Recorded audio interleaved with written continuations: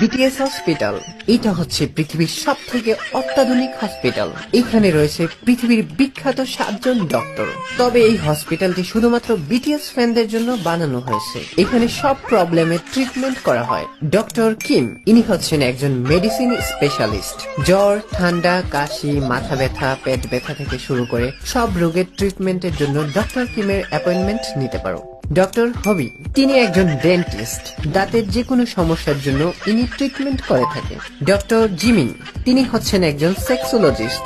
BTS ফ্যানদের personal problem তিনি যত্ন সহকারে সমাধান করে থাকেন।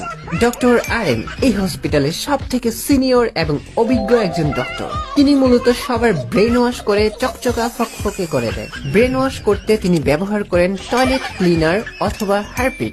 বাকি ডক্টরদের ট্রিটমেন্ট নেওয়ার জন্য পার্ট 2 এর অপেক্ষা করো।